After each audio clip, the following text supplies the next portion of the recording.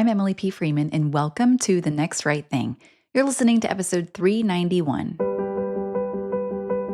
This is a podcast about making decisions, but also about making a life. If you struggle with decision fatigue, chronic hesitation, or if you just need a few minutes away from the constant stream of information and the sometimes delightful but distracting hum of entertainment, you're in the right place for discerning your next right thing. I'm an author, a spiritual director, and an occasional workshop leader. I live in North Carolina with my family, and through my work, I've helped thousands of spiritually thoughtful people overcome decision fatigue so that they can discern their next right thing in faith work and in life. There are a lot of reasons to feel pulled in many directions this time of year, which is why I am delightfully surprised by the invitation that I've been sensing to slow down and the surprising source from which it comes.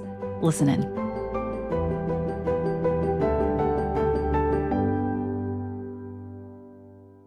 In her Substack, Group Life, Priya Parker wrote an essay called They Orbited the Moon, but I Keep Coming Back to the Crew. She opened with these words. It's been almost a month since the crew of Artemis 2 splashed back to Earth, and I can't stop thinking about them as a group, how they were together, how they were with us, how they teamed, how they grouped, how they showed us four strong eyes and also a moving we. It was healing to behold. And I'm not the first one to say it, but it's sticking with me enough to put pen to paper and try to articulate what was just so good about the anatomy of this crew. Now, this of course makes sense coming from Priya Parker. Her work centers around how we gather. She wrote a book called The Art of Gathering. And in this particular essay, she shares 11 ways the Artemis 2 astronauts embodied a high-functioning, high-performing group. It is worth a read if you have the time. As for me, the day Artemis 2 flew behind the moon, I watched the quiet C-SPAN coverage for, and this is not an exaggeration, 6 hours straight.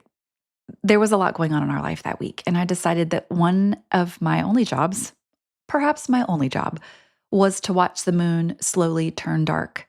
The image on the screen was mostly the same all day long, with just an occasional wide-angle view of mission control. Sometimes there was no sound at all coming from the TV as the astronauts simply did their work. I even napped for probably about an hour of it. And this is not usually how my weekdays go, but that particular day, it was.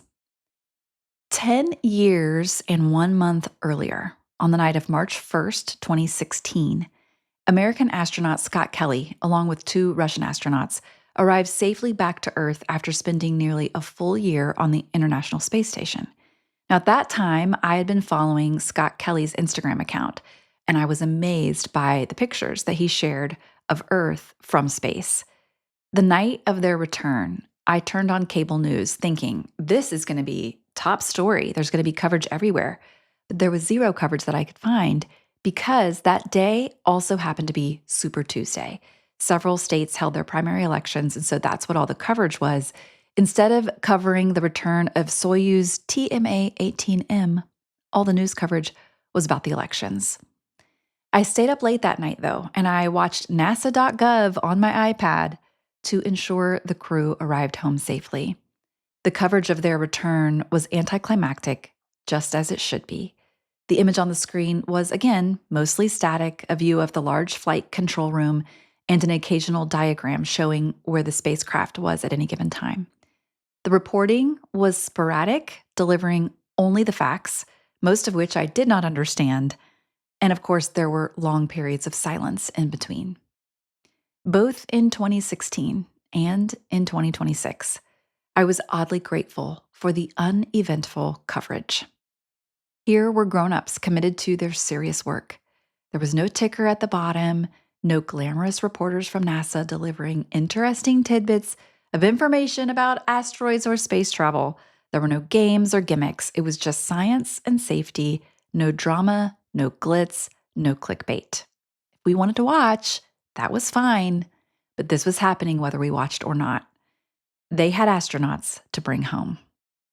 When Artemis 2 returned to Earth on the evening of Friday, April the 10th, we had friends over to watch the splashdown.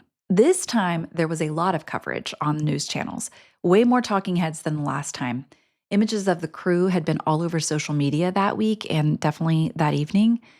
Side note, by the way, this whole Artemis 2 flight was right on time, wasn't it? The floating Nutella, Christina's curls, Carol Crater, the teamwork, the respect, the humility, the whole thing. It was a highlight for days for so many of us. And listen, it did entertain.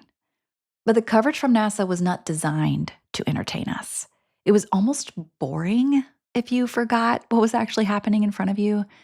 Watching and hearing those scientists do their work, share their detailed descriptions, meticulously record what they were seeing, in all of it, I thought about how almost everything good lacks a fast track. If we want to make a splash or a flashy impression, there are fast and easy ways to do it. But knowledge and wisdom take slow and beautiful time. And so I've been making a list of all the things that cannot be rushed. Pregnancy comes to mind. Understanding. Love. You can't hurry love. No, you just have to wait. Trees. Time. Seasons. The sunrise. See also the sunset. Sleep.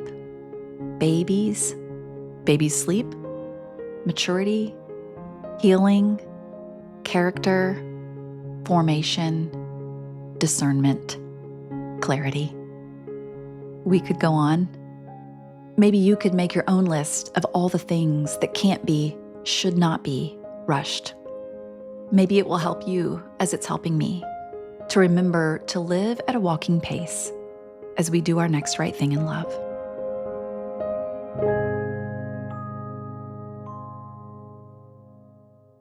Thanks for listening to episode 391 of The Next Right Thing. I hope this simple practice of slowing down can be just one more rung on the trellis upon which your rhythm of life can continue to grow. Because while it's always true this is a podcast about making decisions, the bigger truth is our daily decisions are always making our lives. We have one more main season episode coming next week, and then I'll take a little time off to be with my family.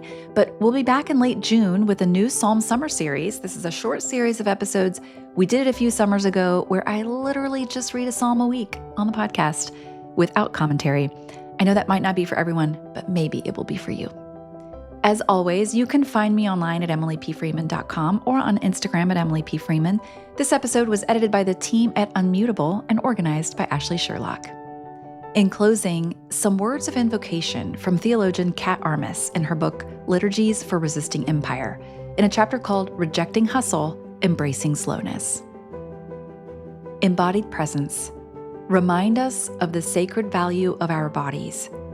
In a world that demands we produce, consume, and repeat, we choose to pause, to breathe, to listen, to remember that we were not made for exhaustion, but for embodiment, wonder, and rest. We are here to reclaim our time, our energy, and our right to simply be. Thanks for listening, and I'll see you next time.